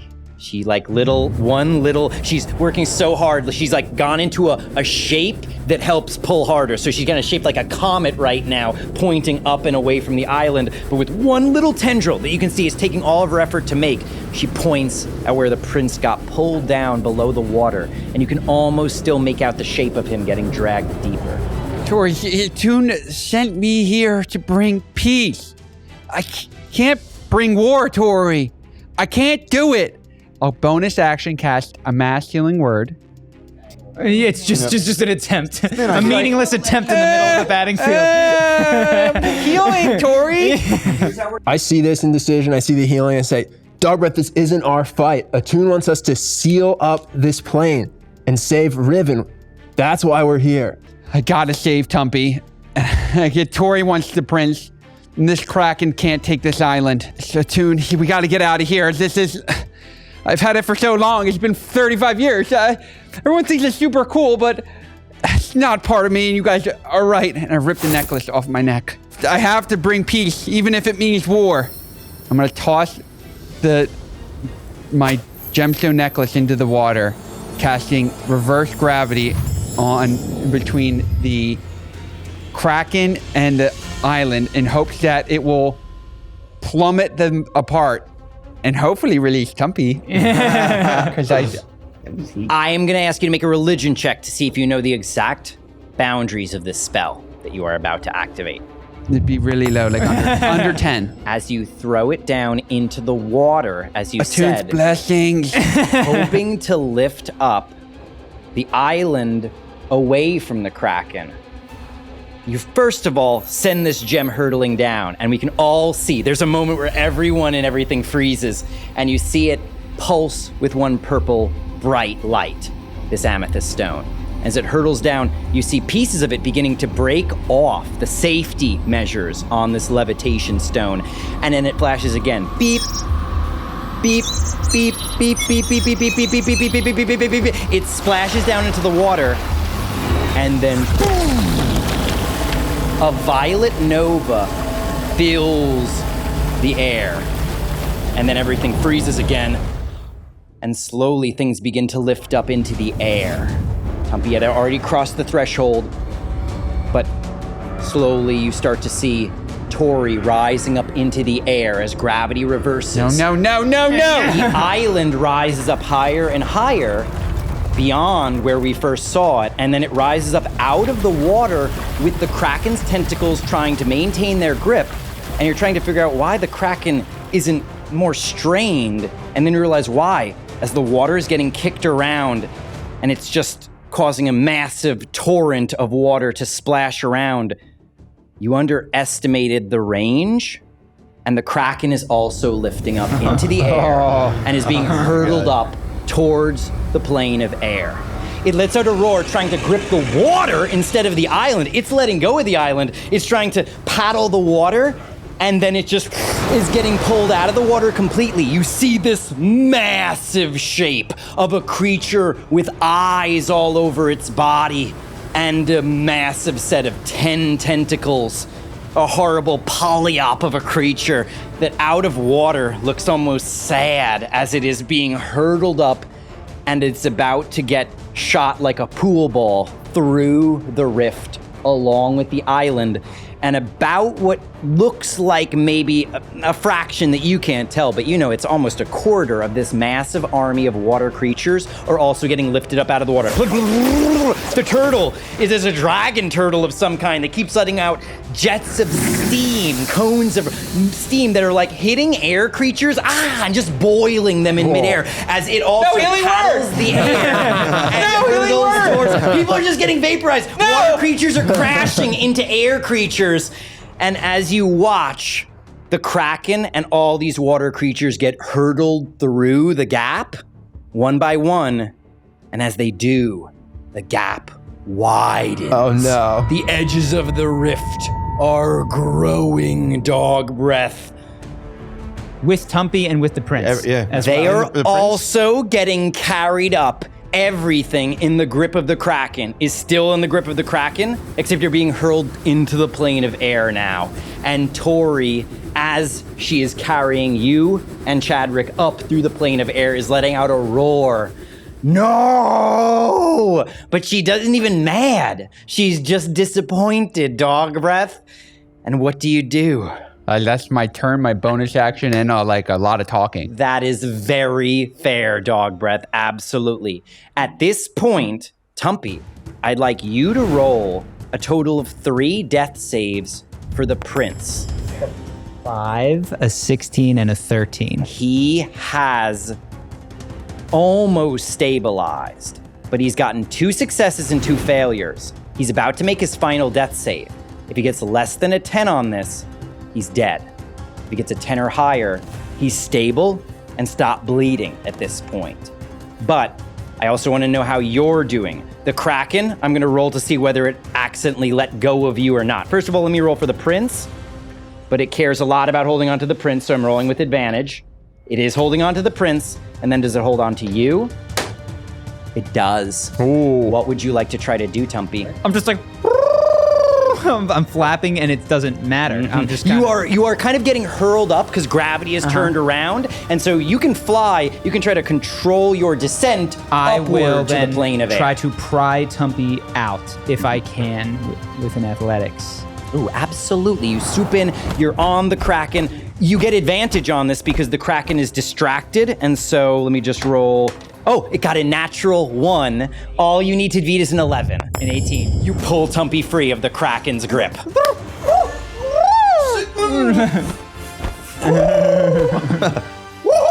Absolutely, yes, 100%.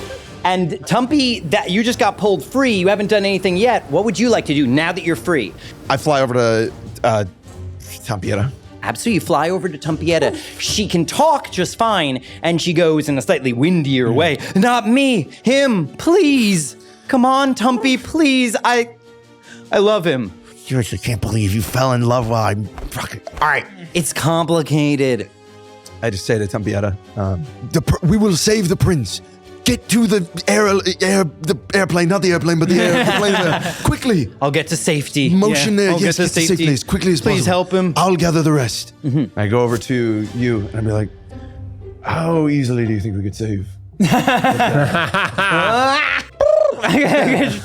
On my trance, I say, I can try to pull him free, but I cannot promise anything. I'm not very good with this bird. Do one favor to try, and literally just one. Otherwise, I don't care. And let's it's crazy. My sister's lost her mind. I thought you were going to paddle him. Just go down there. Yeah, just go kill him. Oh. All right, let me do something. And I fly down really quickly, whip up my paddle, see if I can smack the tentacle. Yes, absolutely. You can make an attack roll against the tentacle. As you're flying in, you don't get advantage, but this is the sneak attack. And we have a 28. The 28 you wind up for what may be your biggest slap yet. Holy shit, really? And you just give it a wind and slap right into this Kraken's arm. And please roll damage. Oh, yes, a 39. One away from automatically breaking the prince free. First of all, you slap this arm, it loosens its grip, and for just a moment, it's not holding the prince. It's about to contract that coil again around the prince. Make a dexterity saving throw to pull the prince free in time. Shit. You got an 18. The number you need to beat was a 17. Pull the prince free as the coil contracts. And as you pulled him free, he is now not going to get crushed by the Kraken. But that action did not heal the prince. And so what I need you to do now is, as you are bringing the prince away from the Kraken lashes out, but you've already flown too far away from his tentacle, snaps like a lasso at the end. Oh, I got a 3. A 3. The Prince of Air, as you are pulling him free, the prince that you are hearing people calling out his name, the prince of the western winds, he has fallen. And you're pulling him to safety. You're pulling him towards Tumpietta. Her eyes light up. But then she knows you well, and she can read your face. And she knows that what you are feeling as you pull the prince to safety away from the Kraken is his pulse slowing and coming to a stop. The Prince of the Western Winds has just died in your arms, Tumpy. And your sister lets out a wail of despair. I telepass. I say, Dogbreath can heal him. Dogbreath can heal him. Take him to Dogbreath. Quickly. All right. I flap to Dogbreath. You flap over There's to a crack. Dogbreath. It's still just floating. Chadrick, you no longer need to pull the island. So I'm curious what you're up to right now.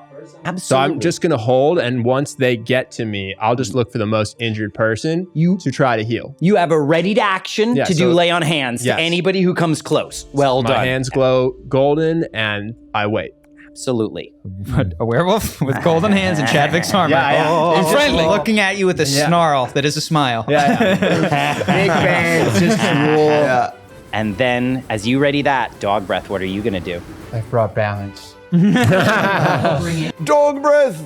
Dogbreath, please heal this owl. No. Oh, we're just kidding. Please. I was like, uncharacteristic of you. No, I've chosen war recently. Right. You've done magic stuff. Do it again. Tumpy, your professor form, as you call out verbally across this battlefield, Dogbreath. Oh, no. Everyone in the battlefield, beings from the plane of water and the plane of air, all freeze. Their frantic contortions in the air, they turn towards you. Dogbreath. There's a whisper going across both armies. Some of them were like fighting in midair, trying to fight, and they all turns towards Dogbreath. Some people are pointing at you, Dogbreath. It's him. It's the monster. The Doombringer. Dogbreath, you've gotten a little bit of this in Riven, but not really. This is the first time people have accused you of being a monster. Peacebringer. People don't understand. Okay. It's the Dogbreath. I'll move. It's the Dogbreath. I'm gonna move. I can save him. I can do it. And I reach into where my heart would be, but I am a corpse underneath, and I pull out a diamond stone. Just so beautiful. And I say, I can do this. I can save your friend. I need to get him within 60 feet of reach, so I'm going to have Tori move me closer to him. I'm going to cast a Revivify, 3rd level, attempting to revive the Prince of Dukes from the mistakes I've made before me. Absolutely. Tori is able to close the distance to get to the Professor Owl, to Tumpy, and you are able to reach out of Tori's form with Chadrick right behind you, and you reach out and you touch the head of the prince. And as you do, the energy of the Revivify spell leaves your body. It enters the prince. The diamond crumbles to dust in your hand, and you see the prince's eyes flicker for just a moment as life seems to come back, and then they shut again. Did it not work? It doesn't look like it worked. This is work. It's using my diamond. I've done this before. I've saved the city. I check his pulse. You check his pulse. There is none. And yet, you feel the flesh under the prince's skin. Royal. And suddenly in your mind, Dogbreath, you hear a voice that seems familiar, though you have never, in your waking hours, heard it before. Ah, life. Thank you.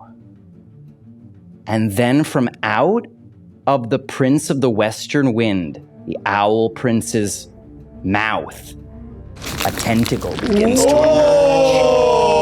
His eyes don't come bursting out, but from out of the edges of his eyelids, more tentacles begin to emerge. His chest contracts, it roils, tentacles begin to burst out. They're reaching Tumpy, for Tumpy. back up! I'd let go. You let go, but the tentacles wrap around you, step in front. Tumpy. I swing at it. You try to step in front. You move to swing at it, Chadrick. Yeah. But as you try, Dogbreath, your body freezes. Your stomach roils as it never has before. And it says, Dogbreath, we're going to do so much together. Dogbreath, you feel your armor split open at your belly.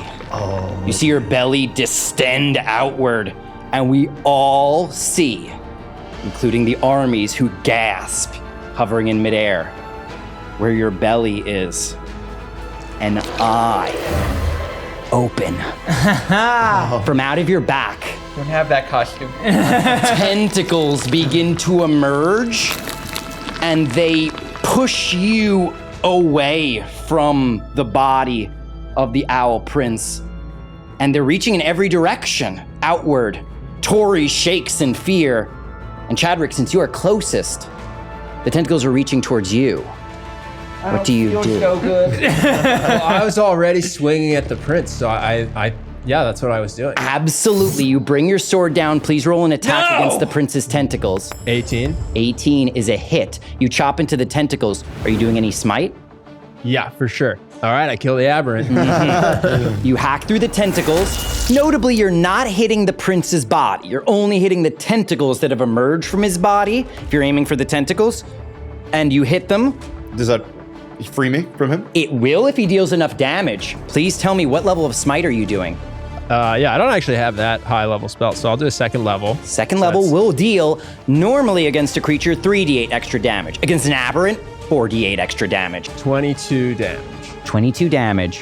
What you needed to chop him free was 20 or higher. And so you chop Tumpy free, and because you free Tumpy, you were able to turn to Dogbreath just in time to see his tentacles reaching towards you, and then the eye focus on you.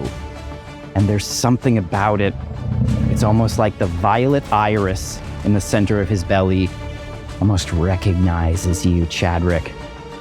And it launches an eye beam in your direction. The beam instantly strikes and surrounds you with an aura of blue energy. We see as the aura grows like a window opening, Chadrick, just like your brother Sigmund, begins to fall backward through the portal.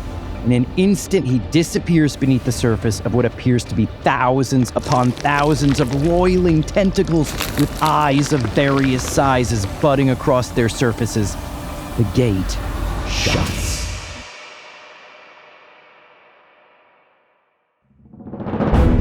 Can't heal. I can't save. I can't hurt. What do I do?